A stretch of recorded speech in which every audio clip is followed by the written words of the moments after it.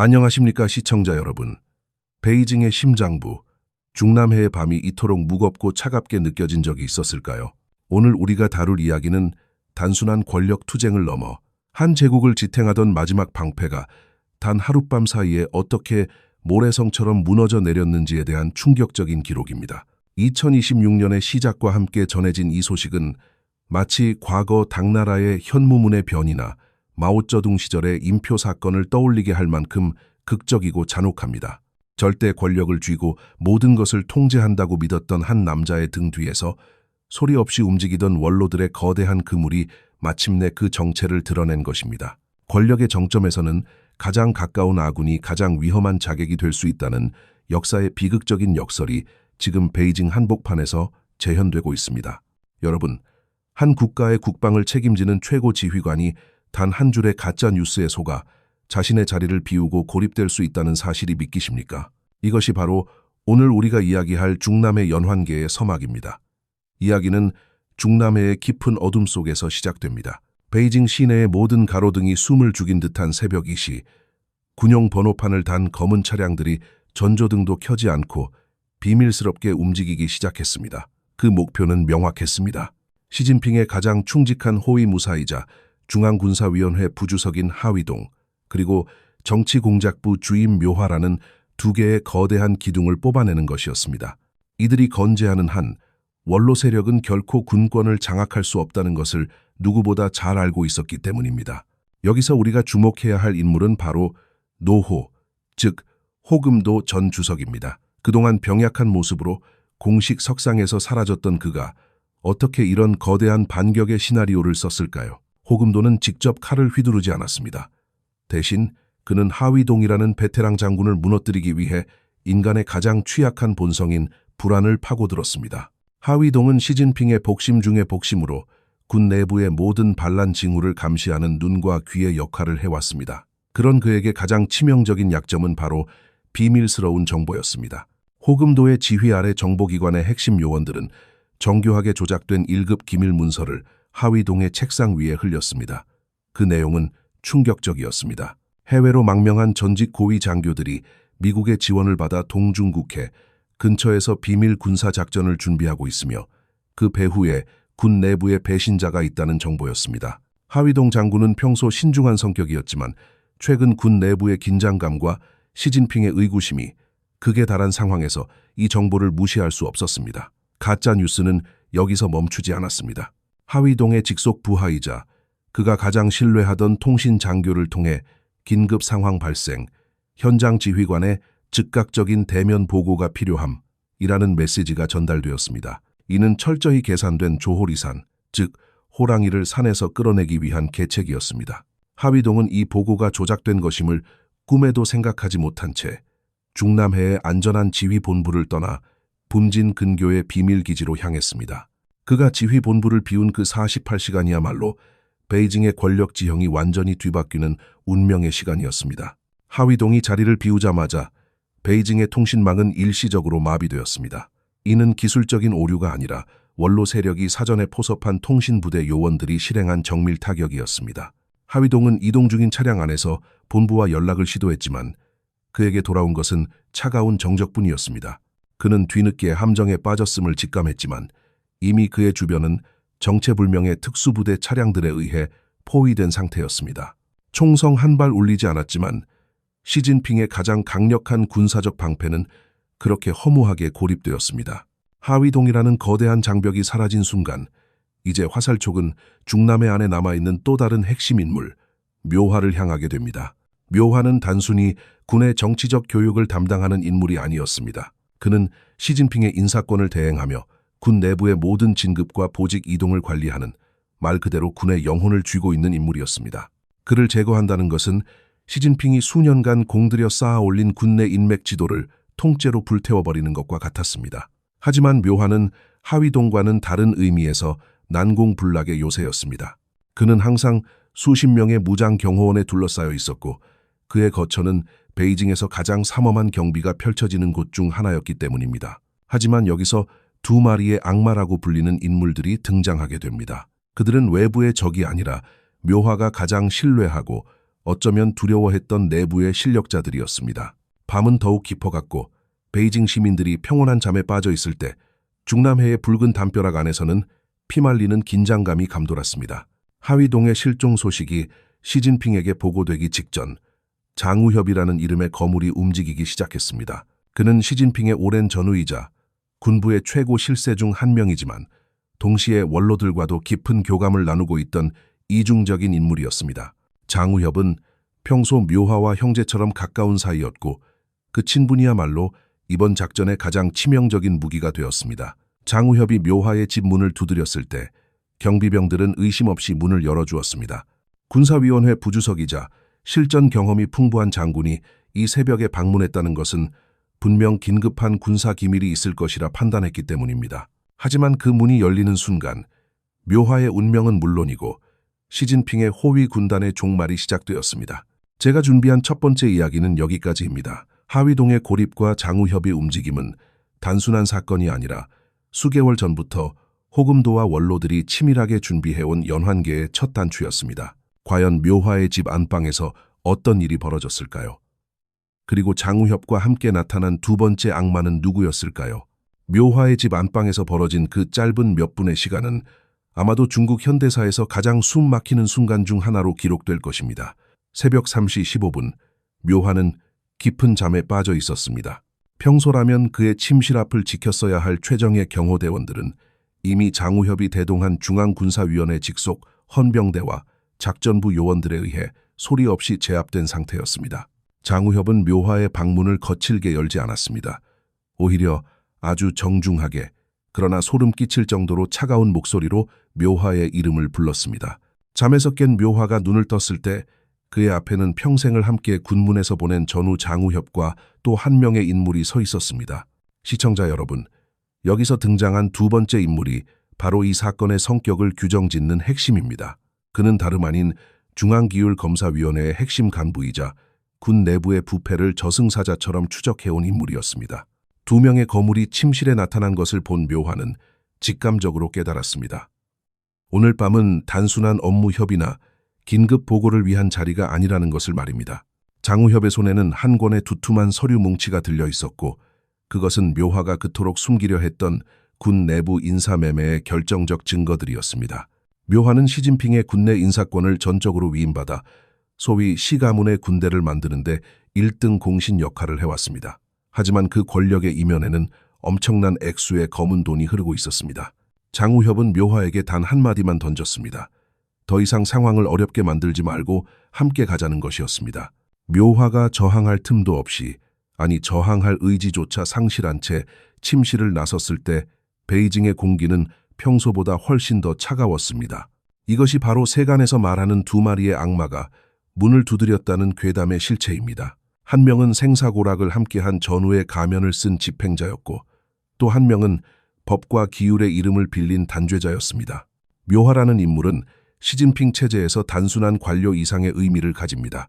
그는 군의 정치적 충성심을 확인하고 그 충성심에 따라 계급장을 배분하는 거대한 거간군이었습니다. 시진핑이 군을 완전히 장악했다고 믿었던 근거 중 하나가 바로 묘화가 관리하는 정치공작부였습니다. 하지만 묘화가 연행됨으로써 시진핑은 군을 통제하던 가장 정교한 컨트롤 타워를 잃게 된 것입니다. 더욱 놀라운 사실은 이 대담한 체포작전이 진행되는 동안 중남해의 주인인 시진핑은 이 사실을 전혀 알지 못했다는 점입니다. 하위동은 가짜 뉴스에 속아 웨진의 어느 기지에서 고립되어 있었고 군의 통신 권한을 쥐고 있던 장우협은 보고 라인을 완전히 차단해버렸습니다. 이것은 명백한 군사적 정변의 성격을 띠고 있었지만 명분은 부패 척결이라는 기치를 내걸었습니다.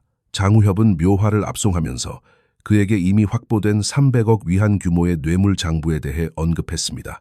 묘화의 얼굴은 흑빛으로 변했습니다. 그 장부는 단순한 개인의 비리 기록이 아니라 지난 수년간 군 내부에서 벌어진 매관매직의 추악한 지도가 그려진 위험한 문서였기 때문입니다. 묘화의 체포는 도미노 현상의 시작이었습니다. 그가 잡혀갔다는 소식이 은밀하게 퍼지자마자 그동안 묘화의 줄을 잡고 승진가도를 달렸던 수많은 장성들은 공포에 떨기 시작했습니다. 베이징 군구, 상하이, 광동을 막론하고 묘화에게 돈을 상납했던 이들은 이제 자신들의 이름이 언제 호명될지 모르는 처지에 놓였습니다. 장우협과 원로 세력은 묘화를 단순히 가두는 것에 그치지 않았습니다. 그들은 묘화를 통해 시진핑의 군내 지지 기반을 뿌리째 흔들 수 있는 자백을 받아내는 데 집중했습니다. 묘화는 처음에는 완강히 거부했지만 장우협이 내민 가족들의 금융 계좌 기록과 해외 자산 내역 앞에서는 결국 무너질 수밖에 없었습니다. 시청자 여러분, 이 과정에서 우리가 주목해야 할 점은 장우협의 냉혹한 결단력입니다. 그는 시진핑의 가장 신뢰받는 동료 중 한 명이었지만 군의 전통적인 위계 질서가 무너지고 매관매직이 일상화되는 상황에서 결국 원로들의 손을 잡았습니다. 그는 묘화에게 당신이 판 계급장이 군의 기강을 무너뜨렸고 그것이 바로 공산당의 존립을 위협하고 있다고 꾸짖었습니다. 묘화는 자신이 했던 일들이 시진핑의 권력을 강화하기 위한 것이었다고 항변했으나 돌아온 대답은 권력 강화가 아니라 국가의 멸망을 초래했다는 차가운 비판이었습니다. 결국 묘화는 그날 새벽 중앙군사위원회 지하조사실로 이송되었습니다. 그가 집을 나설 때 가져간 것은 단 하나의 개인 소지품도 없었습니다. 오직 그가 저질렀던 죄악의 무게만이 그를 짓누를 뿐이었습니다. 묘화의 체포가 완료되자 장우협은 즉시 다음 단계로 착수했습니다. 그것은 하위동이 지휘하던 부대들의 지휘권을 일시적으로 정지시키고 그 자리에 원로 세력이 밀어주는 새로운 인물들을 배치하는 것이었습니다. 이 모든 과정이 단 몇 시간 만에 번개처럼 이루어졌습니다. 시진핑이 잠에서 깨어나 아침 보고를 받으려 했을 때 그는 평소와 다른 분위기를 감지했습니다. 항상 자신을 지키던 충성스러운 비서진의 눈빛에 불안감이 서려 있었고 하위동과 묘화에게 연결되던 직통전화는 응답이 없었습니다. 그는 자신이 만든 거대한 성벽 안에서 오히려 포로가 되어가고 있음을 서서히 깨닫기 시작했습니다. 하지만 진짜 공포는 이제부터 시작이었습니다. 묘화의 입에서 나온 정보들이 300억 위안이라는 천문학적인 숫자와 함께 세상 밖으로 나오기 시작했기 때문입니다. 조사실의 차가운 금속 테이블 위로 묘화의 떨리는 손이 한 권의 낡은 가죽 수첩과 여러 개의 암호화된 USB를 가리켰을 때 그곳에 모인 조사관들은 숨을 들이켰습니다. 그것은 단순한 비리 기록이 아니라 지난 10여 년간 중국 인민해방군 내부에서 벌어진 추악한 거래의 완결판이자 현대판 매관매직의 실록이었기 때문입니다. 이른바 300억 위안의 비밀장부라 불리는 이 문서에는 군의 기강을 뿌리째 흔들어 놓은 충격적인 숫자들이 가득했습니다. 장부의 첫 페이지부터 등장하는 금액들은 상상을 초월했습니다.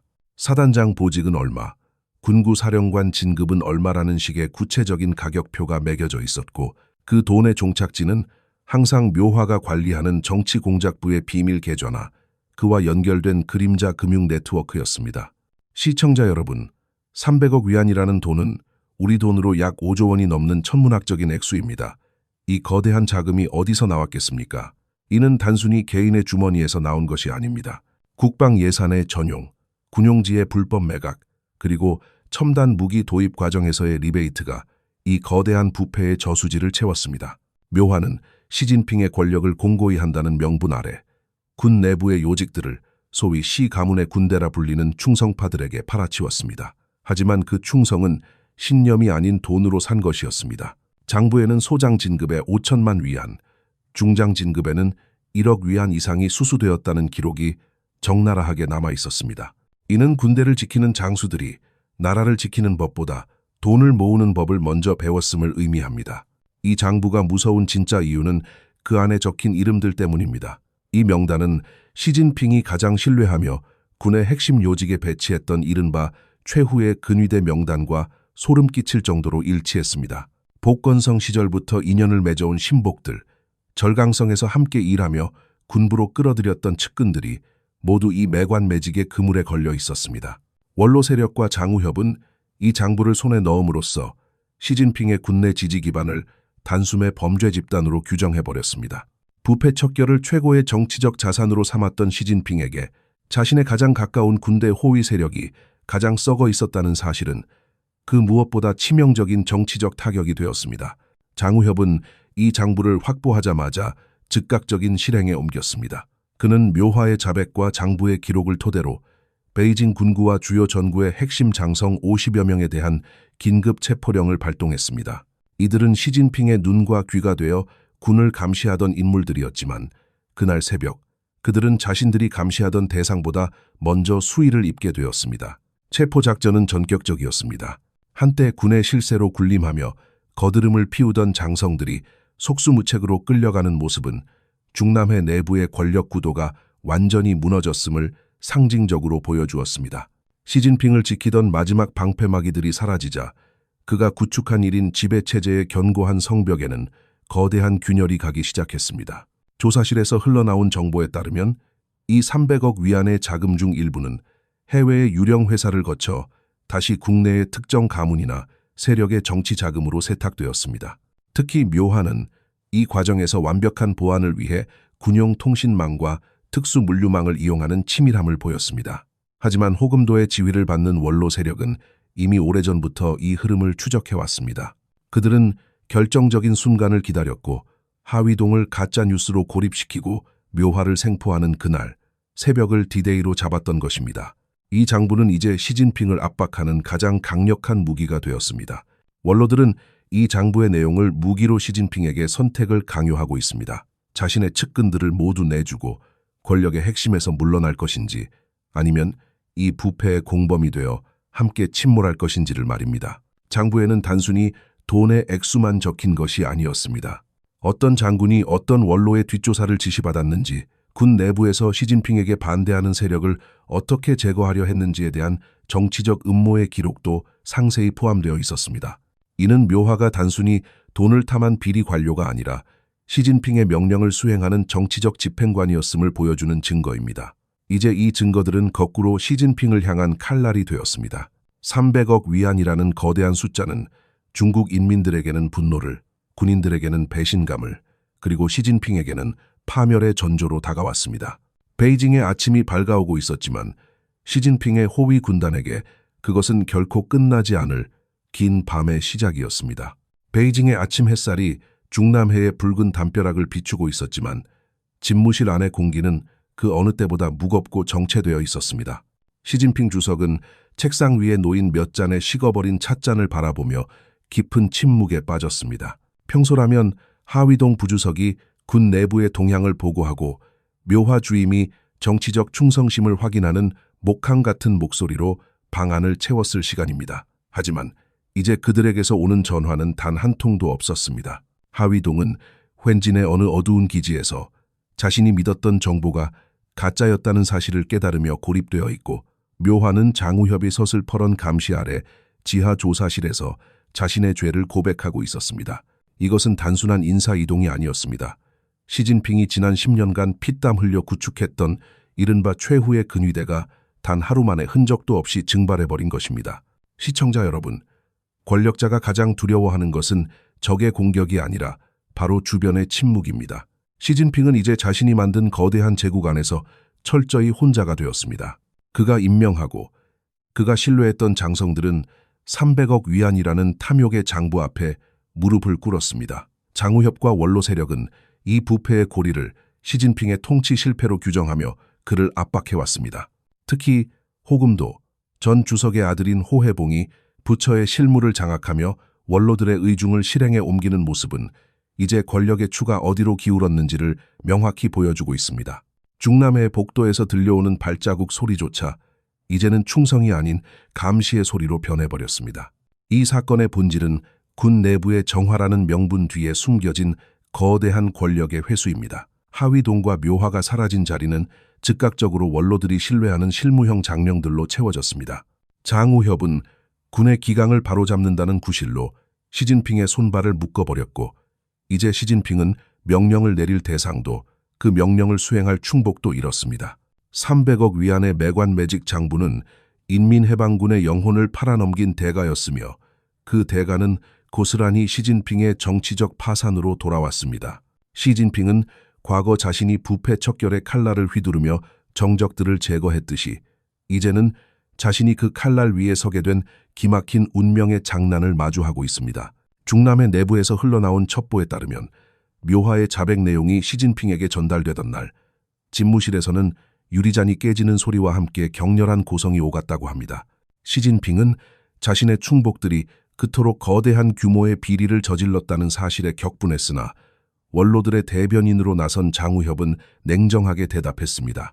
이 모든 부패의 토양을 만든 것이 바로 무리한 일인 지배체제였다는 비판이었습니다.